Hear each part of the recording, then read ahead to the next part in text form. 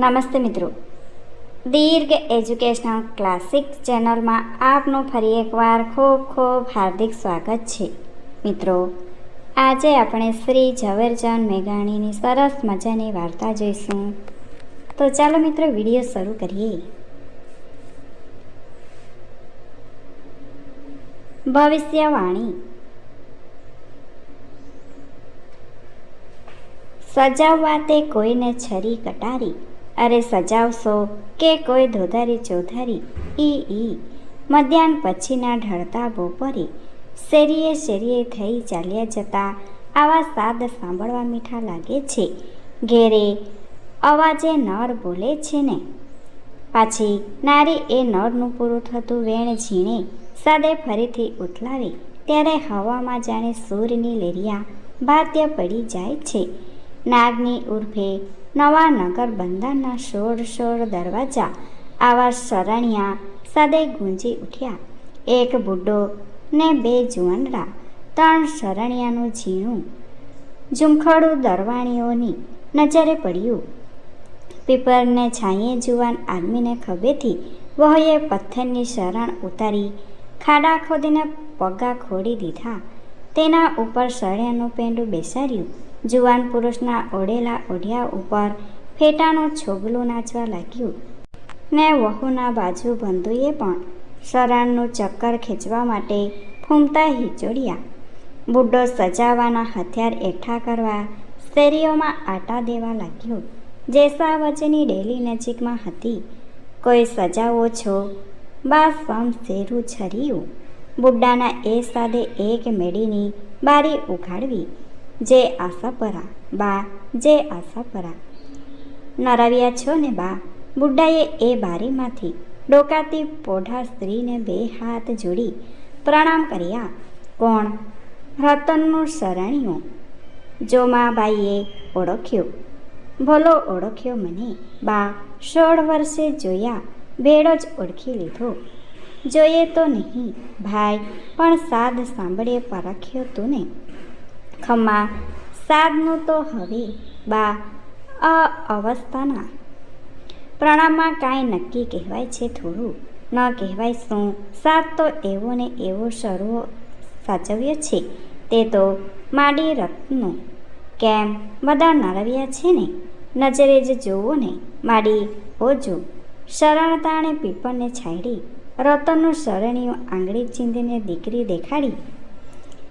આવડી મોટી થઈ ગઈ. અરે માડી, પરણાવી શોધને. નીચે ઉભેલો શરણિયો અને ઊંચે ઉભેલી વજીરપતની વાતો કરે છે. ત્યાં તો શરણ તાણથી કન્યાનું મધ કંઠેલું ગળું ટપક્યું.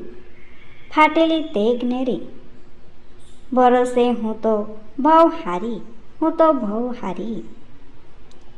રતનનો શરણીએ હોઠ મલકાવીને જોમબાઈએ કહ્યું, જોયું માં, એનું ગળું સાંભળ્યું. નામ શું રાખ્યું છે? નાગબાઈ. સદાનું સંભારણું માદળિયું સાચવીને રાખ્યું છે ને? એની ડોકમાં જ છે. ધૂપ એ કોઈ દી ભૂલ્યો નથી. હું માં તમારે નજરે કરવા જ તેડી લાવે છું. નીકર, અમદાવાદમાં તો પૂરતી કમાણી હતી. અહીં લઈ આવીશ ને. શા માટે નહીં લાવું? આ તો મારા મનમાં કે માને ગમશે કે નહીં ગમે.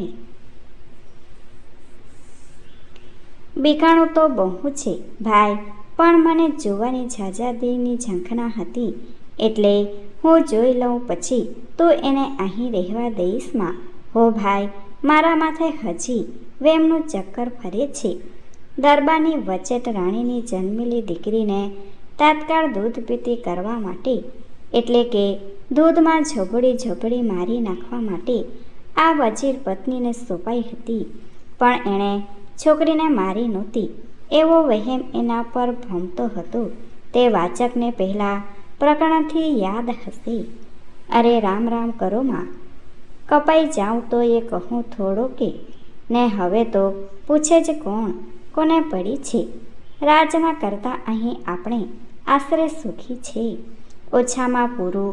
વળી માં આશાપુરાની પણ માન્યતી બની છે. થઈ થાવી કહી આપે છે ઓ બા.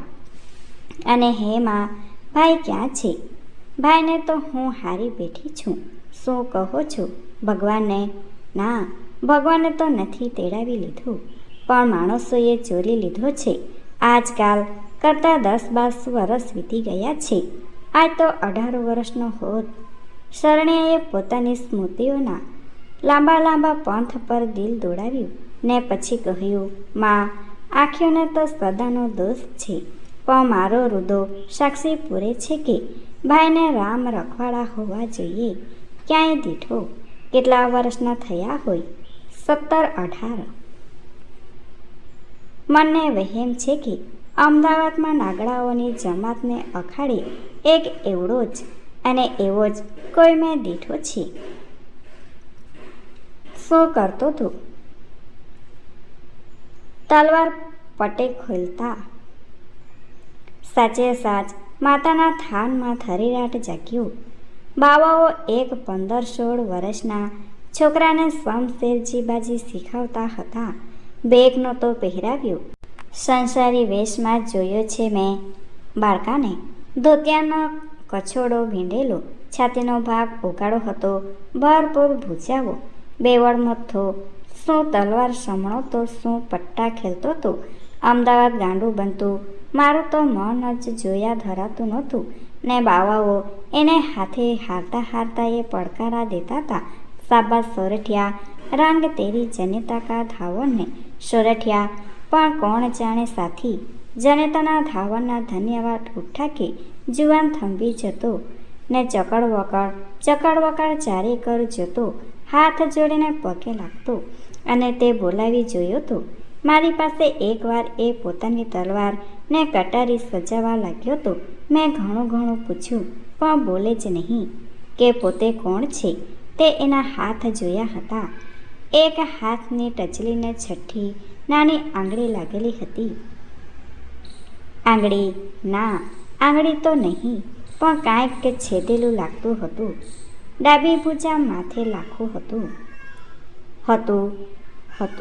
માં, એ જ ત્યારે તો. એ ભાઈ, તારે પગે પડું છું, કોઈને વાત કહેતો નહીં. આમ જોઈએ તો લાગે બોતળ અને બહેરા જેવો. પૂછે એ સાંભળે નહીં, બોલાવ્યો બોલે નહીં. હા, ક્યાં? એવું પૂછ્યા કરે. સોરઠ મેં જાના. હા, નાગની મેં જાના. એવું બોલ્યા કરે. ત્યારથી જ માં મને વેમ પડી ગયેલો ને મેં 2 વર્ષના દીઠેલાને એ જ તોતિંગ મોટું માથું ને એ જ જરીક વહરું રૂપ. વાર્તાલાપમાં ભંગ પાડતી એક ચીજ સંભળાઈ. ગીત ગાનારી ગળાની જ એ ચીજ હતી. બેબાકડો બુડ્ડો શરાણીઓ દોટ કાઢતો ઘાટની રાગે પહોંચ્યો ત્યારે દીકરી મૂર્છાવશ બનીને પડી હતી. બાજુમાં સજેલી શમશેરો પડી હતી. જાડેજા યોદ્ધાઓનું કુંડાળું થઈ ગયું હતું ને 2 બાન છોકરી બોલતી હતી, રણથણ, રણથણ, રણથણ, ભાઈનું રણથણ, ભાઈનો વિશ્વાસઘાત. એને ખોળામાં લઈ એની આંખો પર ને માથા પર પાણી છાંટતો બુડ્ઢો બેસી ગયો. જાડેજા યોદ્ધાઓ ઝબકેલા ઊભા હતા. જુવાન શરણ્યો માલીઓ પોતાની વહુના કપડાં સંકળતો હતો. બાઈ ધીમે ધીમે શુદ્ધિમાં આવી. એણે એકવાર પોકારીને રુદન આદર્યું. રોઈ કરીને આંસુ ખંખાડીને એ બેઠી થઈ ત્યારે બાપે પૂછ્યું, શું થયું છે તને બેટા? આ બધું એ તરવાડુમાં મને એક મોટું સરથળ દેખાયું. મેં મારા ભાઈને મરતો જોયો. અરે ગાંડી, તારે ભાઈ જ ક્યાં છે? ન હોય તો મરતો ક્યાંથી જોઉં? મારો ભાઈ જોબન જોધ ને મીંઢળ બંધો અધૂરે ચોરી ફેરે રણથણમાં પડેલો મેં જોયો.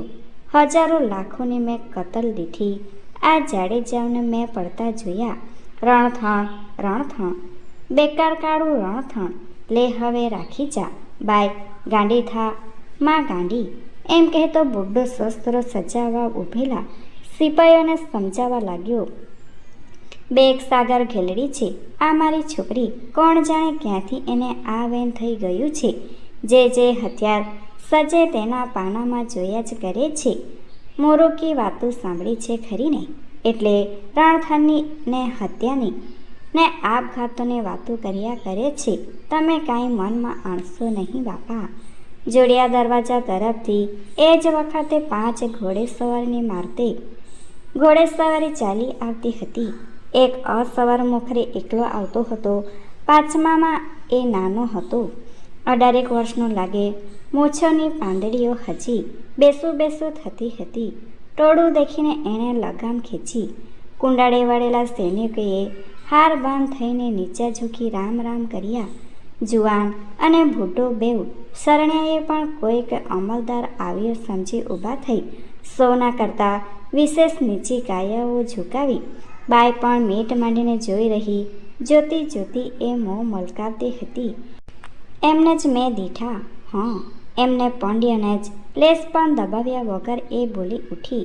મૂંગી મર. બુઢાએ પુત્રીને હબડાવી અને કિશોર ઘોડેસવાર તરફ ફરીને કહ્યું, ખમ્મા ધણીને બાળકીનું જરા ખસી ગયું છે બાપા. કિશોર ઘોડેસવારે બુઢાને કહ્યું કે ફિકર નહીં. ને પછી ઓરતને પૂછ્યું, મને ક્યાં જોયો તે હું બાઈ? તું ઓળખતી નથી બાઈ? એક જોદ્ધાએ બાઈને ધીરે અવાજે માહિતી દીધી. નગરના પાટકુંવર અજાજી જામ છે. ખબરદાર કાંઈ હીણું બોલી તો.